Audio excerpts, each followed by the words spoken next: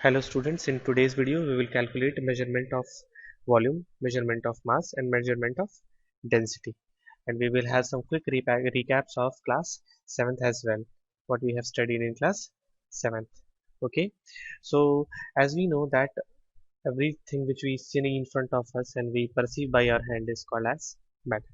So matter has some volume and has some mass. Okay, so how to calculate that volume we are going to see, how to calculate its mass we are going to see. Okay, for suppose if you go to a grocery shop, there is a bean balance kept in front of you and the gross keeper keeps a known weight on one side and the other known mass on the other side and compare both of them, and he finds a fixed mass, suppose a mass of oil or mass of sugar or mass of whatever thing you buy from that grocery shop. Okay, this is how we calculate mass by the help of beam balance. Now suppose if you have to calculate volume of a irregular body, what we'll do, we'll take a beaker.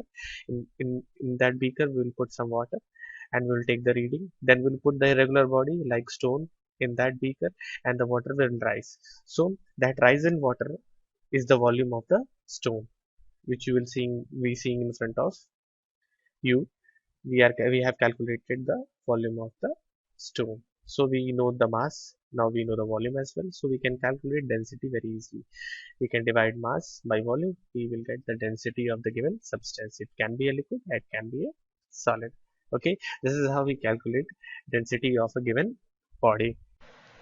Density has two units. In CGS it is gram per centimeter cube, and in SINM case it is kilogram per meter cube. These are all derived units. Okay, so if we have to calculate volume of a fixed rectangular body, then we can use a mathematical expression, that is length into breadth into height. If we multiply all three, that is length, breadth and height, we can get the volume of the rectangular object.